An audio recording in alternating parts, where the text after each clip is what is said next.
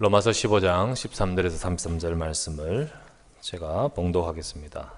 소망의 하나님이 모든 기쁨과 평강을 믿음 안에서 너희에게 충만하게 하사 성령의 능력으로 소망이 넘치게 하시기를 원하노라. 내 형제들아, 너희가 스스로 선함이 가득하고 모든 지식이 차서 능히 서로 권하는 자임을 나도 확신하노라. 그러나 내가 너희로 다시 생각나게 하려고 하나님께서 내게 주신 은혜로 말미암아 더욱 담대히 대략 너희에게 선노니, 이 은혜는 곧 나로 이방인을 위하여 그리스도 예수의 일꾼이 되어 하나님의 복음의 제사장 직분을 하게 하사 이 이방인을 제물로 드리는 것이 성령 안에서 거룩하게 되어 받으실 만하게 하려 하심이라. 그러므로 내가 그리스도 예수 안에서 하나님의 일에 대하여 자랑하는 것이 있거니와, 그리스도께서 이방인들을 순종하게 하기 위하여 나를 통하여 역사하신 것 외에는 내가 감히 말하지 아니하노라. 그 일은 말과 행위로 표적과 기사의 능력으로 성령의 능력으로 이루어졌으며, 그리하여 내가 예루살렘으로부터 두루 행하여 일루리곤까지 그리스도의 복음을 편만하게 전하였노라. 또 내가 그리스도의 이름을 부르는 곳에는 복음을 전하지 않기를 힘썼노니, 이는 남의 터 위에 건축하지 아니하려 함이라. 기록된 바 주의 소식을 받지 못하는 자들이 볼 것이요 듣지 못한 자들이 깨달으리라 함과 같으니라. 그러므로 또한 내가 너희에게 가려 하던 것이 여러 번 막혔더니 이제는 이 지방에 일할 곳이 없고, 또 여러 해 전부터 언제든지 서바나로 갈 때에 너희에게 가기를 바라고 있었으니, 이는 지나가는 길에 너희를 보고 먼저 너희와 사귐으로 얼마간 기쁨을 가진 후에 너희가 그리로 보내주기를 바람이라. 그러나 이제는 내가 성도를 섬기는 일로 예루살렘에 가노니, 이는 마게도냐와 아가야 사람들이 예루살렘 성도 중 가난한 자들을 위하여 기쁘게 얼마를 연보하였습니다. 저희가 기뻐서 하였거니와 또한 저희는 그들에게 빚진 자니, 만일 이방인들이 그들의 영적인 것을 나눠 가졌으면 육적인 것으로 그들을 섬기는 것이 마땅하리라. 그러므로 내가 이 일을 마치고 열매를 그들에게 확정한 후에 너희에게로 들렸다가 서바나로 가리라. 내가 너희에게 나갈 때 그리스도의 충만한 복을 가지고 갈 줄을 아노라. 형제들아, 내가 우리 주 예수 그리스도와 성령의 사랑으로 말미암아 너희를 권하노니, 너희 기도에 나와 힘을 같이하여 나를 위하여 하나님께 빌어 나로 유대에서 순종하지 않은 자들로부터 건짐을 받게 하고, 또 예루살렘에 대하여 내가 섬기는 일을 성도들이 받을 만하게 하고, 나로 하나님의 뜻을 따라 기쁨으로 너희에게 나아가 너희와 함께 편히 쉬게 하라. 평강의 하나님께서 너희 모든 사람과 함께 계실지어다. 아멘. 자, 오늘 계신 분 우리 서로 같이 인사 나누시기 바랍니다. 하나님의 은혜 받으시길 바랍니다. 인사합시다. 다시 한 번 더 우리 일심전심 지속합시다. 인사합시다. 예, 오늘 이 시간에 이 본문의 말씀을 갖고요, 맥추절과 전도 선교 비전이라는 제목으로 하나님의 말씀을 생각하고 나누려고 합니다. 오늘은 맥추절이죠. 맥추절은 유월절 그리고 수장절과 더불어서 이스라엘의 중요한 세 개의 절기, 3절기 중에 하나입니다. 그래서 유월절, 맥추절, 수장절, 우리가 이 절기를 우리가 제대로 알고 그 의미를 우리 알고 그 축복을 누려야 됩니다. 맥추절은 뭐냐? 맥추절을 알기 전에 먼저 유월절 알아야 되죠. 유월절이 없는 맥추절은 있을 수가 없습니다. 유월절 없는 맥추절은, 유월절의 축복을 모르는 맥추절은 가인과 아벨에게 있어서 가인의 제사와 같은 겁니다. 먼저 우리가 정말 유월절의 비밀을 알고 맥추절의 비밀을 알아야겠죠. 유월절은 이스라엘 백성이 애굽에서 나올 때 양의 피를 바르고, 그리고 하나님께서 피 바른 날 그들을 해방시켰습니다. 그래서 그것을 기념하는 절기가 유월절이죠. 그래서 유월절의 의미 속에는 피, 곧 예수 그리스도를 통한 구원의 의미가 담겨 있습니다. 그래서 이 예수 그리스도를 통한 구원의 의미가 담겨 있는 유월절, 중요한 의미죠. 그러면 우리가 지금은 유월절 지키고 있냐? 유월절 안 지키죠. 유월절 지킬 필요가 없는 겁니다. 지금은 지키지 않는 것은, 지금은 예수 그리스도께서 오셔서 양의 피가 아니라 그리스도의 피로 십자가에 죽으셨다가 부활하심으로 우리의 모든 죄를 사하셨습니다. 해결하셨습니다. 예수님께서요, 십자가에 고난 받으실 때가 언제였죠? 무슨 절기였죠? 예수님이 고난 받으실 때가 언제였습니까? 유월절 때였습니다. 유월절 때. 굉장한 의미가 담겨 있지요. 예수님이 다 고난 십자가 못 박을 때가 유월절이었습니다. 그래서 우리는 유월절을 지키지 않고 유월절에서 이제 그리스도께로 옮겨지는 겁니다. 그래서 지금은 무슨 뭘 지키냐? 절기는 아니지만은 고난주간과 부활절을 지키는 겁니다. 부활절. 우리는 지금 유월절을 지키지 않아요? 그런데요, 유월절을 지켜야 된다라고 말하는 이단들이 있죠. 이단들이 있습니다. 안상홍 그 하나님의 교회 거기서 유월절 지켜야 된다라고 말하고 있고요. 엉뚱한 소리를 하는 겁니다. 그리스도를 빼고 자기들이 주장하는 바를 주장하기 위한 것이죠. 자, 이제 유월절을 다음에 유월절 이스라엘 백성을 애굽에서 건져내심으로 해방받은 그 절기, 그것을 축복을 받은 이스라엘 백성이 광야길을 갈 때 그 광야에서 지킬 절기가 있습니다. 광야에서 주시는 또 중요한 절기가 뭡니까? 맥주절입니다. 맥주절. 맥주절은 뭡니까? 맥주절은 광야에서 하나님께서 밀수확을 하게 하셨다는 그 축복, 그 축복을 하나님 앞에 감사하면서 지키는 절기입니다. 맥주절을 다른 말로 오순절이라고 합니다. 오순절. 잘 알아두세요. 맥주절, 오순절 같은 말이에요. 순자는 왜 오순절을 하냐? 이 순자가 열흘, 10일이라는 의미를 담기는 한자죠. 그래서 오순절이란 말은 6월절 이후에 50일째 되는 날입니다. 50일째 되는 날. 그래서 6월절 이후에 딱 계산해서 50일째 되는 날이 맥주절이고요. 그때 이 맥주절을 지킴으로 이스라엘 백성이 애굽에서 나와서 50일째 되는 그때 하나님 앞에 맥주절의 축복을 또 감사하면서 이렇게 예배를 드리는 겁니다. 지금은 이 맥주절은 의미가 있죠. 그래서 우리는 맥주절을 지킨 겁니다. 구원받은 우리 하나님의 백성들이 광야에서 이스라엘 백성들을 지키시듯 우리를 지키신단 말이죠. 우리를 인도하신단 말이죠. 그래서 그 의미는 우리가 맥주절을 그대로 받아서 지금 지키는 겁니다. 지켜요.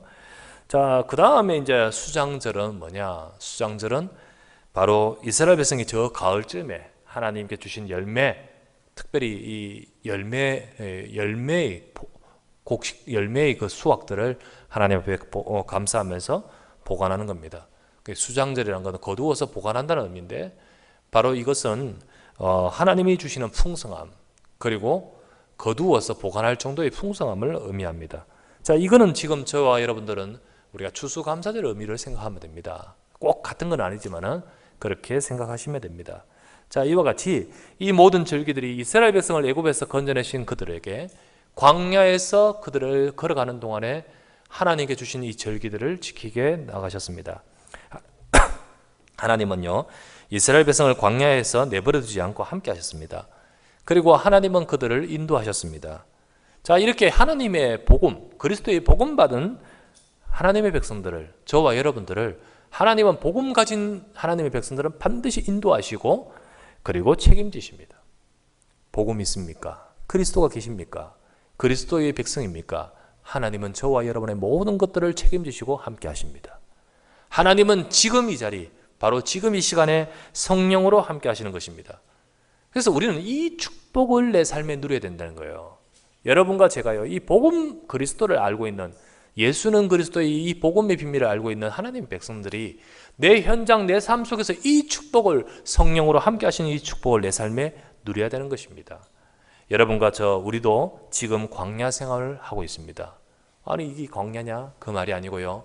이스라엘 백성의 쭉 여정이 바로 비유할 때 우리가 광야라는 그 시간표 때에 있는 것입니다.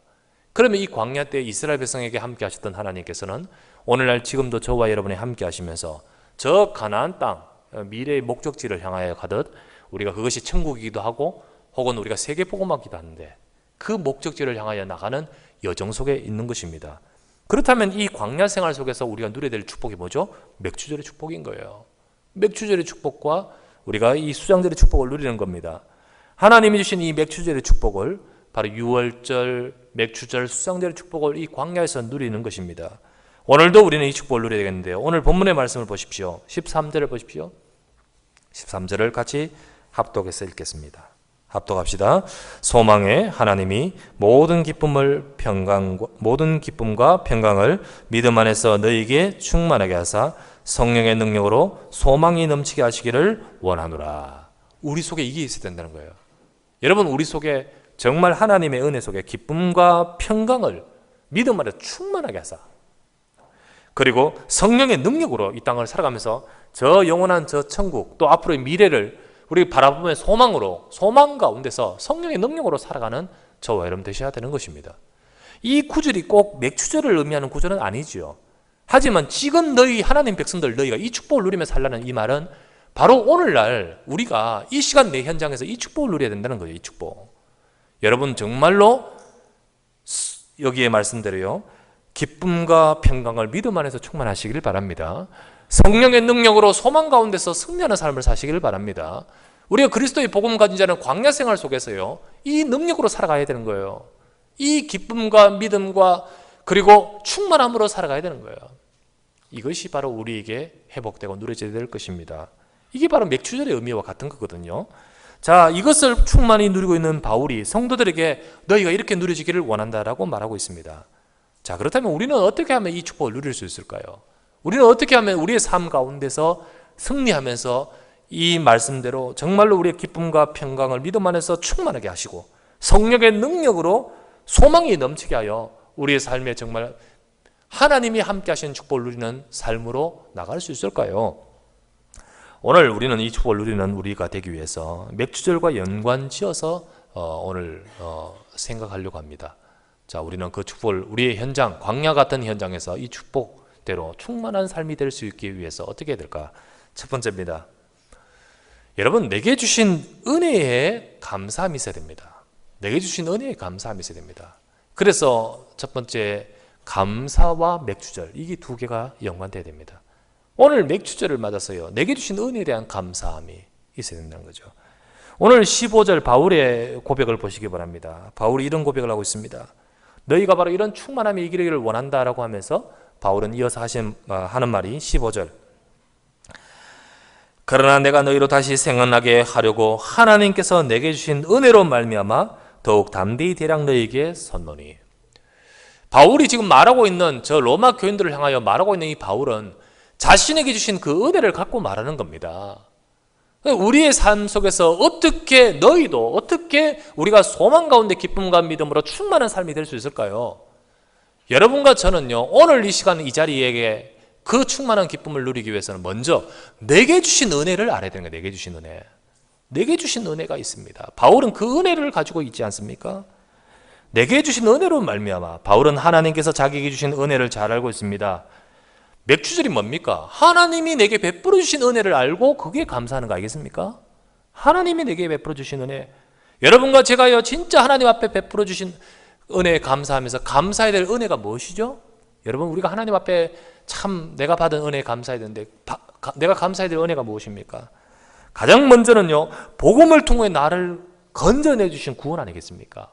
맥추절의 그 의미 속에서는 먼저 유월절이 있어야 된다 했듯이요, 저 애굽에서 나를 내버려 두지 않으시고 나를 건져주심으로 이 자리에 이르게 하신 그것에 대해서 우리가 감사해야 되지 않겠습니까? 우리는요, 가장 먼저 하나님이 저와 여러분들에게 그리스도의 복음을 주셨어요. 복음을 통하여 나를 세상의 인생의 멸망의 운명에서 그대로 두지 않으시고 나를 건져내어 구원하셨단 말이에요. 이스라엘 백성들을 건져내게 주신 피 언약, 그것을 저와 여러분 주셨잖아요. 하나님이 저와 여러분 주신 것이 바로 뭡니까? 예수가 그리스도란 사실, 이 언약을 주셨단 말이에요. 예수님이 그리스도이심을 정확하게 알고 내가 이 복음을 정확하게 받고 믿을 수 있다는 것이 사실은 축복 중의 축복이요, 은혜입니다. 정말 은혜예요. 러시아에 제가 갔다 왔잖아요. 러시아는요, 복음이 들어가 있지 않습니다. 러시아의 그 종교는 러시아 정교회라죠. 러시아 정교회. 그래서 저 일찍이 로마 시대 때 이 복음이 글로 들어가면서 이 변질되어서 러시아 그 전역에요, 로마가 동로마 서로만 나뉘잖아요. 동로마 쪽에서 이제 러시아 정교회가 되어버렸습니다. 이 복음이 사라졌어요. 점점 복음이 사라지면서 로마가 무너지면서 동로마 서로마, 이제 로마가 동쪽으로 옮겨지면서 이 복음이 바뀌고 그걸 러시아 정교회, 그리스 정교회, 거기 넘어가서 러시아 정교회가 됩니다. 거기에 들어가면요, 복음 없습니다. 그냥 저도 오늘 이번에도 전에도 우크라이나 저쪽에 서구 러시아 쪽에 러시아 그쪽으로 가서도 역시 마찬가지고요. 오늘 이번에 가는 데는 러시아 극동 쪽 아닙니까? 블라디보스톡 쪽에 갔었는데 거기 가서 러시아 정교회를 들어가 봤습니다.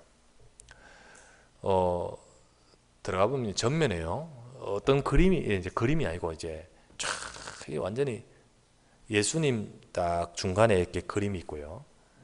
예수님 그림이 이쪽만 하고 조금 어느 사이즈 있고 그거보다 작은 있지요. 사람들 그림이 꽉해요. 그 그림들은 전부 다 성자의 성자. 그러니까 전면에 붙어져 있어요. 그러면서 예수님 위에 정말 큰 그림이 또 하나 있어요. 그게 바로 뭐냐면 딱 성자들과 예수님을 향하여 손 들고 있는 자가 있습니다. 누굴까요? 마리아예요. 다 그거보다 작게 예수님 딱 있고 그 밑에 이제 전부 다 그 옆으로 온갖 성자들. 그 그림만 봐도요. 무슨 의미를 말하는지를 나오지 않습니까? 무슨 의미를 말하는지요. 사실은 정말 그들이 이제 러시아인들이 대부분 다 십자가를 목에 걸고 다 자기들은 거기에 소속에 대해서 자기들은 하나님 믿는 줄 알지만은 막상 그들 속에는요 복음 없습니다. 복음이 없어요. 이 목사님이 말씀하시기를 러시아 땅에는 복음이 증거된 적이 없다라고 표현했듯이요. 정말 복음이 저들에게 어떻게 이렇게 많은 사람들에게 이 그리스도의 복음이 정확하게 증거되지 않을까? 참 안타깝죠.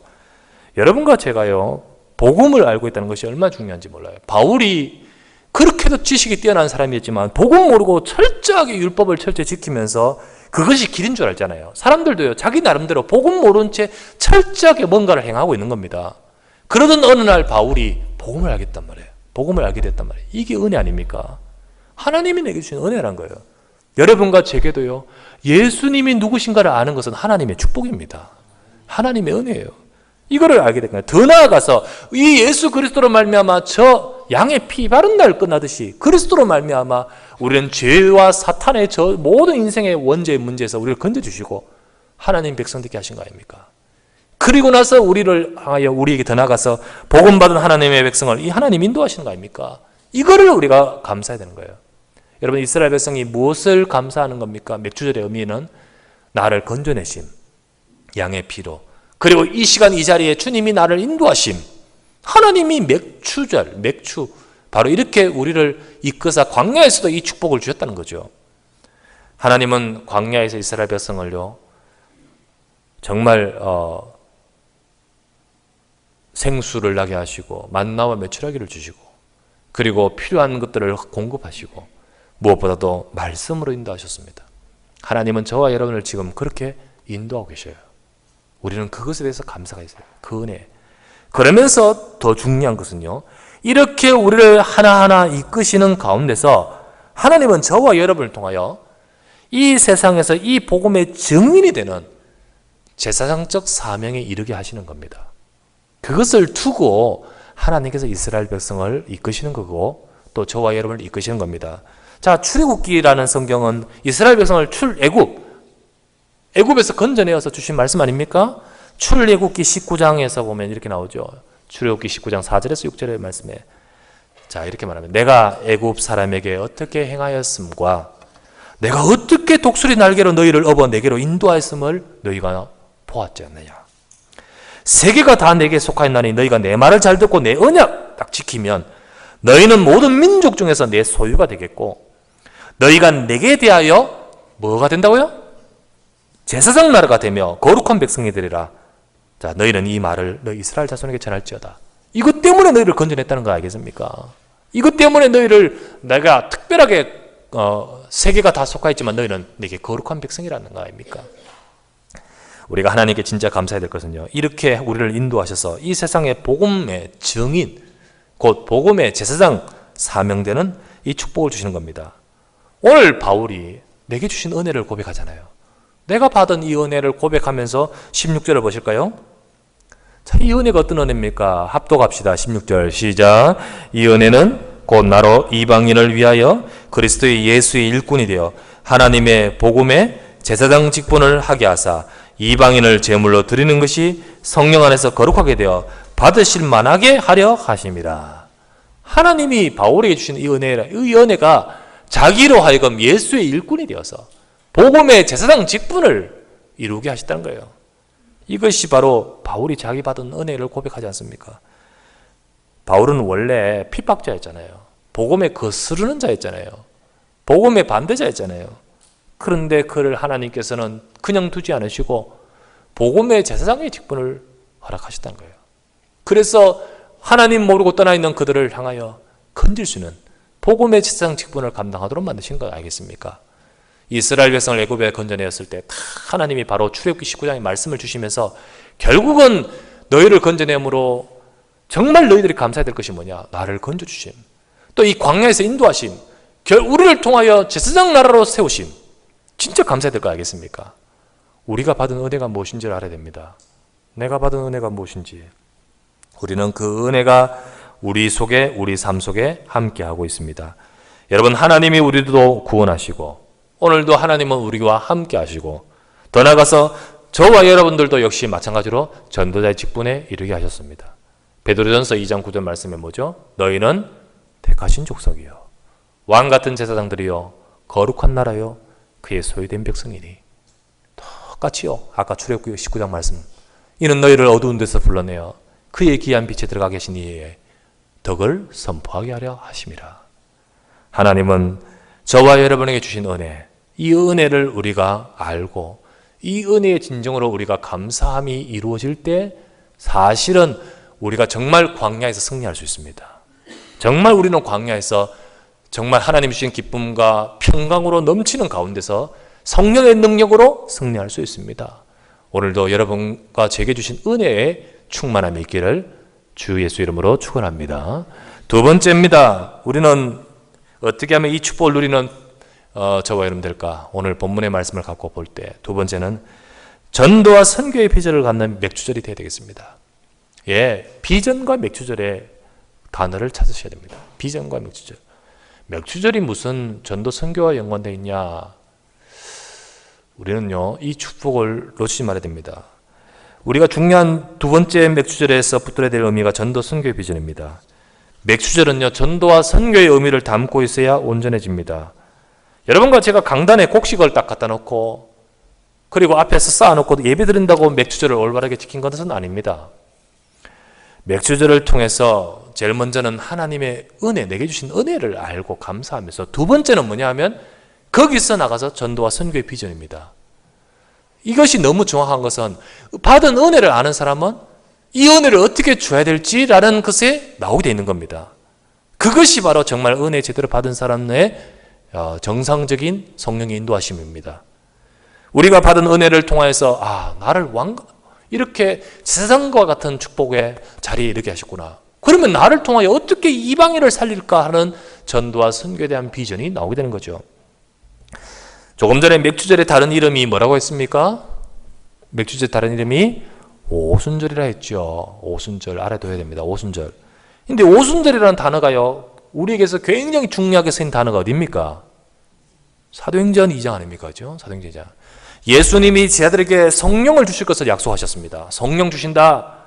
그것이 바로 사도행전 1장의 4절에 보니까요, 너희는 아버지의 약속하신 것을 기다리라. 그리고 8절 말씀 뭐라죠? 오직 성령이 너희에게 마시면 너희가 권능을 받고 예루살렘과 온 유대와 사마리아 땅까지 이르러 내 증인이 되리라. 성령을 주신다. 그 약속을 붙들고 제자들은 붙들고 기도했습니다.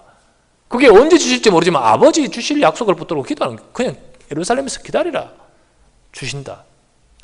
그렇게 자꾸 기도하는데 놀라운 것은 하나님이 부으시는 성령의 역사가 언제 임했습니까? 오순절 날이었습니다. 제가 아까 말씀드렸죠. 예수님이 못 박힐 때가 십자가에 고난받으셔 6월절이었습니다. 주님 부활하시고 40일 동안 같이 계셨고요. 40일 이후에 제자들이 주님 승천하시고 나서 열흘 동안 기도했습니다. 그게 50일째예요. 50일.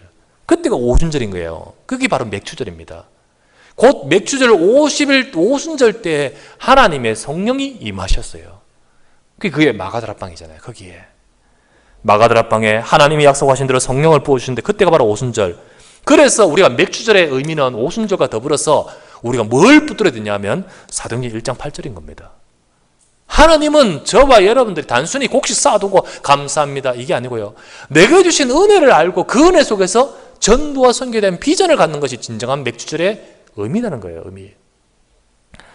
하나님은 저와 여러분들을 정말로 오순절의 축복이 임하여서 우리에게 성령이 임하심으로 그때 제자들에게 임했던 그 축복이 뭡니까? 하나님의 능력이 임하고 그리고 문이 열리고 전도의 문이 열리고 그 속에 예비된 사람들을 만나게 하시고 그래서 교회가 세워지고 그래서 거기서부터 정인되도록 만들지 않습니까? 정인되도록. 이것이 바로 우리가 누려야 될 축복이며 광야에서 누려야 될 축복이며 우리 광야에서 이 축복을 누려야 됩니다. 곧 우리의 삶 가운데 누려야 될 축복이며 그리고 더 나아가서 우리가요 이 약속을 잡고 인도받아야 되는 겁니다. 사도행전, 그래서 사도행전이 중요하고 사도행전의 축복이 중요한 겁니다. 우리가 맥추절을 맞으면서 내게 은혜 주신 하나님이 나를 통해 이루실 일에 대해서 비전을 품는 거예요. 하나님이 주님이 말씀하셨습니다. 성령이 임하시면 권능을 받겠고 예루살렘, 온 유대, 사마리아 땅끝까지 이르러 내 정인이 되리라 했지 않습니까? 그 차근차근 하나님이 너를 통해 하실 중요한 것들을 말씀을 주셨듯이 우리는 그 비전을 우리 그것을 소유하는 거예요. 자, 오늘 바울이 보시기 바랍니다. 이렇게 내게 주신 은혜에 대해 감사하는 그 바울, 그 은혜 속에서 기쁨과 성령의 능력으로 충만하면서 그것을 고백하는 그 바울이 가진 것이 뭡니까? 17절부터 24절을 보시기 바랍니다. 자, 17절부터 24절까지 같이 합독하십시다. 자, 먼저는 17절부터 19절까지 볼까요? 시작. 그러므로 내가 그리스도 예수 안에서 하나님의 일에 대하여 자랑하는 것이 있거니와 그리스도께서 이방인들을 순종하기 위하여 나를 통하여 역사하신 것 외에는 내가 감히 말하지 아니하노라. 그 말은 이런 말과 행위로 표적과 기사와 능력으로 성령의 능력으로 이루어졌으며 그리하여 내가 예루살렘으로부터 두루 행하여 일루리온까지 그리스도의 복음을 편만하게 전하였노라. 22절부터 24절 보십시다. 시작. 그러므로 또한 내가 너희에게 가려 하던 것이 여러 번 맡겼더니 이제는 이 지방에 일할 곳이 없고 또 여러 해 전부터 언제든지 서바나로 갈 때에 너희에게 가기를 바라고 있었으니 이는 지나가는 길에 너희를 보고 먼저 너희와 사귐으로 얼마간 기쁨을 가진 후에 너희가 그리로 보내주기를 바람이라. 바울이 지금 뭐라고 합니까? 이 은혜를 받고 나서요 지금 있는 이 지역에서 예루살렘에서 시작하여 일루리온까지 편만하게 복음을 전하고 이제는 여기서 일할 곳이 없어서 어디로? 내가 사실은 로마로 또 로마에서 어디로? 서바나로 지금 말하지 않습니까? 그는 이것 때문에 이 비전을 갖고 있었습니다. 그리고 이것 때문에 최선을 다했는데 예루살렘부터 일루리온까지 복음을 편만하게 전했다. 이게 바로 뭡니까? 복음을 편만하게 전했는 이거는요. 예루살렘에서 일루리온이라는 곳은요. 거의 킬로미터로 수로 말하자면 2000km입니다. 2000km. 그 길을 바울이 다 걸어다니면서 복음을 편만하게 전했지 않습니까? 두루두루 전체 다 듣게 만들었지 않습니까? 그리고 나서는 23절에 내가 로마로 가려고 너희에게 라는 말은 지금 로마서 아닙니까? 로마서? 너희는 로마입니다. 로마. 너희에게 가려고 로마로 가려고 했습니다. 그래서 사도행전 19장 21절 잘 알죠? 사도행전 19장 21절에 보면 바울이 저 에베소에서 복음 쫙 일루리온까지 편만하게 전한 이후에 이 일이 있은 후에 바울이 마게도냐 아가야를 거쳐 예루살렘에 가기로 작정하 이르되 내가 거기 갔다가 어디 간다고요? 내가 로마도 보아야 하리라. 바울이 작정하고 경영한 마음의 생각이죠. 그래서 로마로 가려고 했습니다. 그리고 나서 거기서 멈추지 않고 오늘 읽었던 말씀에 보니까요. 스바냐가 어디죠? 스페인입니다. 왜 스페인이냐 하필. 당시 로마 제국이에요. 왼쪽 서쪽 끝이 스페인이었습니다. 서쪽 끝이. 그래서 자기 바울이 내가 가서 최종적으로 가야 될 곳까지가 거기가 아니겠느냐라고 뜻을 품는 겁니다. 그 로마까지 가서 그리고 스페인까지 가서 이처럼 우리는요 비전 하나님이 내게 주신 은혜 속에서 전도와 선교에 대한 우리의 중심 우리는 이것을 품을 수 있어야 됩니다. 그것이 바로 바울이 쫙 그랬듯이 하나님께서는요 오순절날 예루살렘에서 땅끝끝이라는 말로 역사하셨듯이 오늘날 우리가 정말 기쁨과 믿음과 성령에 충만하여서 하나님의 성령의 능력으로 소망이 넘치는 사람은 우리를 통하여 하나님이 이루실 일 바로 우리가 현장에서 나를 통하여 이루실 전도의 끝인 것입니다. 땅끝이 있어요. 땅끝. 내게 응답받아야 될 땅끝이 있는 겁니다. 우리는 그것을 두고 뜻을 품고 기대되는 겁니다. 러시아에는 저는요 처음 갔습니다. 이번에 처음 갔어요.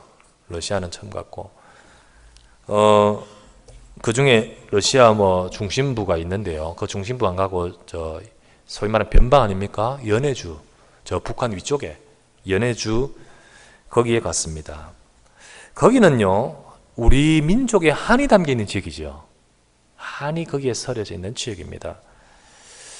일제 강점기 때 또 그 전 조선 말기 그때쯤부터 시작해서 우리 민족들이 조선 민족이 살기 어려워서 너무 어려워서 정말 북쪽으로 갔잖아요. 그 만주로 가고 또 이 연해주 지역으로 갔단 말이에요. 거기에 가서 간 동포들이 있습니다. 그런데 그 중에 이 연해주는요, 그때 땅 소유권이 어디였냐면요, 중국이었습니다. 중국이었는데 이 중국이 청나라의 말기였잖아요. 청나라. 이때 청나라가 아편 전쟁으로 막 나라가 어지럽고 외세 침략을 받고 어지러워서 완전히 막 무너지고 있는데 그때 러시아가 중재자로 활약해서 이제 조약을 맺습니다. 그 조약을 맺고 나서 거기 조약의 대가로 이 연해주는 러시아 땅으로 넘어갑니다. 그 이제 연해주가 이제 러시아로 이제 넘어가 버리죠. 러시아가 이곳에 간 조선인들, 자, 러시아에 가 있는 우리 동포 조선인들을 두고는 고려인들이라고, 만주로 간 우리 조선인들은 뭐라죠? 조선족이라 그래요. 조선족, 그죠? 그게 다 우리 동포죠, 우리 동포. 자, 그런데 이 우리 나라의 역사가 어렵잖아요, 그때 당시가. 이 고려인들, 우리 동포들을요, 어떻게 했습니까? 이 사람들이 저 시베리아 쪽으로죠, 강제 이주시켜버렸죠. 강제 이주를 막 시켜버립니다. 그래서 거기에 1937년도에 강제 이주되고 나서 거기서 죽도록, 거기서요, 어마어마한 숫자가 다 죽어요. 그게 다 억지로 거기서 끌려가. 그리고 나서요, 나중에 엘친 대통령이 러시아에 와서 이제 우리 고려인들을 다시 이 사할린가 이쪽으로 재이주시킵니다. 그 지금 와 있는 사람들이, 정착해 있는 사람들이 그 후손들이죠. 여기에 이제 블라디보스톡인 그 지역의 중요 도시인데 여기에서 전도 집회를 했습니다. 처음 있는 집회에서요. 처음 있는 집회. 고려인 후손들, 그들에게 복음이 들어가고 있고요. 그리고 그 중에 또 우리 곧바로 그 러시아 현지인들에게 복음을 우리가 말이 안 되잖아요. 그런 가운데 이제 고려인 후손들을 중심으로 해가지고 그들은 지금 우리 피로 우리의 후손들 같은 이지만 지금 국적으로는 러시아인들이잖아요. 그들을 통해서 러시아 현지인들에게 복음이 전해집니다. 그래서 그들 중심으로 전도 집회가 일어나는 거예요. 그래서 사실은 그 속에 있는 선교사님들과 그 교회들에게, 러시아인들에게 현지에 복음이 증거되고, 그 집회를 참석하면서 1박 2일 짧은 집회지만 집회 전에 또 그곳에 가서 고려인들을 만나면서 복음이 증거되고 또 복음을 전하기도 하고 확증도 시키고. 근데 그 고려인들의 상처가 심각히 많아요. 알게 모르게 다 가지고 있는 상처들이 굉장히 많죠. 근데 그것이요, 복음의 비밀을 가지고 있지 않으면요, 그게 어떻게 될까요? 상처로만 남죠.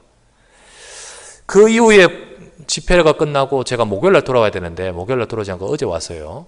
며칠 동안 블라디보스톡과 그리고 파르티잔, 그리고 하산, 파르티잔이 어디냐면, 여러분 저 얼핏 전에 한번 들었는데요, 별 감이 없다가 요번에 가서 파르티잔, 요게 바로 빨치산이거든요. 빨치산, 파르티잔. 원래 저는 빨치산이라는 것이 산 이름인 줄 알았어요. 빨치산 유격 뭐 이렇게 유격 이래 가지고, 그래서 산에서 주로 유격한다는 해서 그런 의미로 산이라는 의미로 붙었는데 그게 아니고 파르티잔이 우리나라 말로 해가 빨치산이더구만요. 이때 이 파르티잔 여기서 옛날에 항일 유격, 일본에 대한 항일 유격대가 있었고, 그게 이제 우리나라에 와서는요, 이제 북한하고 전쟁 이후에 우리나라에서는 조선인면 유격대들이 저 빨치산 활동했던 그 개념으로 빨치산이라고 했더구만요.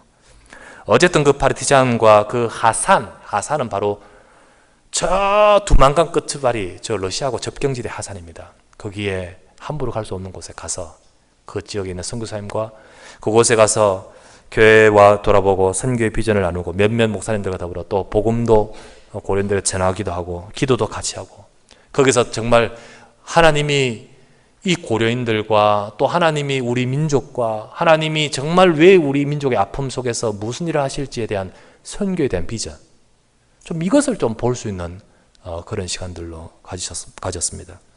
우리가 비록 아픈 과거사이지 않습니까? 아픈 과거사였지만은 하나님이 우리 민족을 통하여 복음 증가할 계획을 갖고 계시기에 고려인이면 고려인 또는 저 조선족이면 조선족들을 그렇게 흩으시면서 그 속에 준비하신 거죠.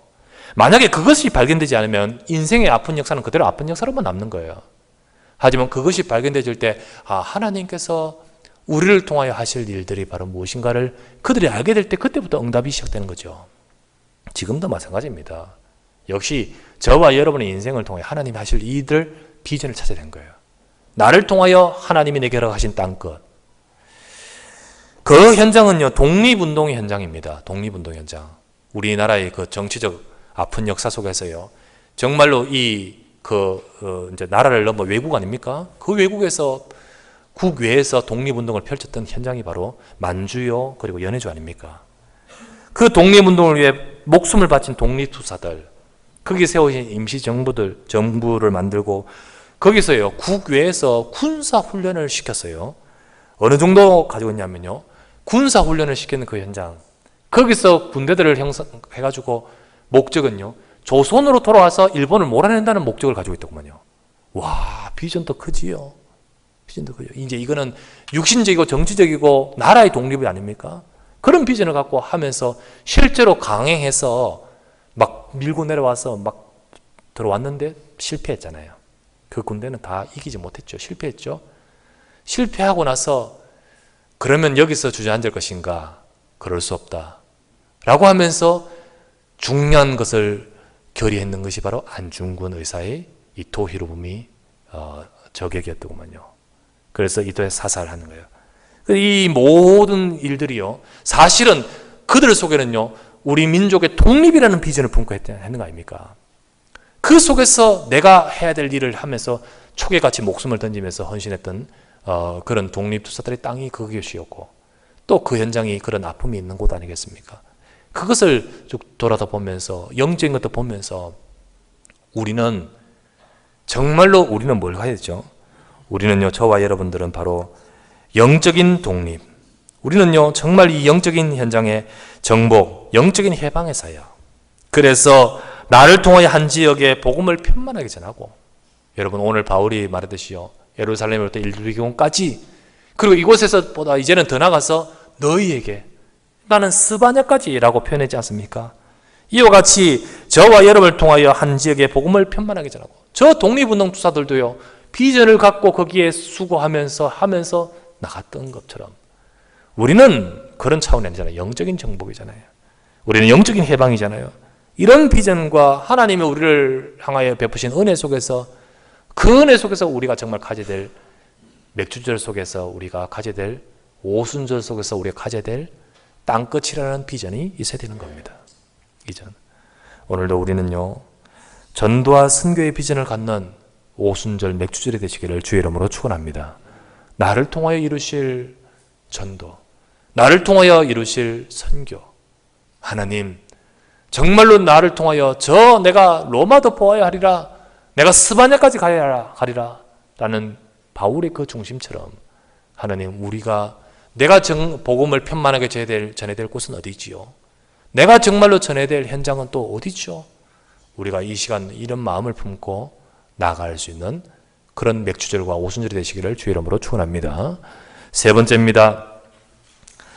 우리가 진정한 이 축복을 누리는 우리의 맥주절과 맥주댁에서 세 번째, 전도와 선교를 위해 헌신하는 맥주절이 되셔야 됩니다. 그래서 세 번째는요, 헌신과 맥주절이라는 의미를 생각해야 됩니다. 맥주절은 내게 주신 은혜에 감사하는 것이라 했습니다. 첫 번째요. 또한 두 번째, 오순절의 역사처럼 내가 정인으로 세워야 될 땅끝에 대한 비전을 갖는 것이라 했습니다. 그리고 세 번째는 이를 위해 헌신하는 중심을 가져야 되는 겁니다.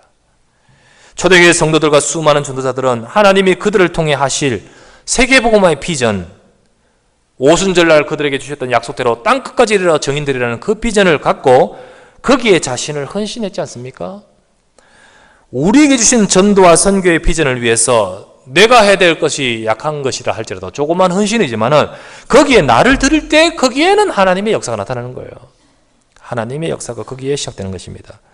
여러분과 제가 전도와 선교를 위해 헌신하는 헌신에는 여러 종류가 있습니다. 어떤 종류가 있습니까? 오늘 읽었던 19절을 보십시오. 다시 한번 보실까요? 19절처럼요. 내가 예루살렘으로부터 두루 행하여 일루리곤까지 그리스도의 복음을 편만하게 전하였노라 라고 표현되었던 것처럼 직접 복음 들고 현장에서 증거하는 헌신이 있습니다. 그것도 헌신이죠. 중요한 헌신이에요. 그래서 우리는 이처럼 내 현장과 내 지역에 내게 붙여주신 사람에게 시간표에 맞게 복음을 증거하는 이 헌신을 해야 되는 거예요. 정말 하나님이 맥주절 속에서 우리는 전도와 선교를 위해 헌신하는 그런 헌신의 축복을 받아야 하는 거예요. 그러면서 또 다른 중요한 헌신은 뭡니까? 25절에서 26절입니다. 25절에서 26절. 그러나 이제는 내가 성도를 섬기는 일로 예루살렘에 가노니 이는 마게도냐와 아가야 사람들이 예루살렘 성도 중 가난한 자들을 위하여 기쁘게 얼마를 연보하였습니다. 여기 연보죠. 연보가 뭐죠? 헌금.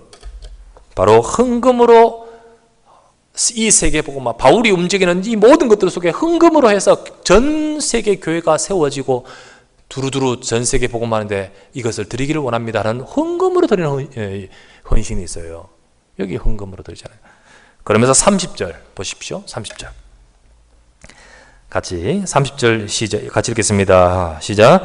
형제들아 내가 우리 주 예수 그리스도와 성령의 사랑으로 말미암아 너희를 권하노니 너희 기도에 나와 힘을 같이하여 나를 위하여 하나님께 빌어. 뭐죠? 기도. 헌신에 있었어요. 정말로 때로는 우리가 직접, 때로는 우리가 물질로, 때로는 뭐죠? 기도로. 이렇게 함으로써 세계복음화 속에 나와 동참하여 이렇게 동참이 되는 거예요. 그래서 하나님의 일을 이루시는 것입니다.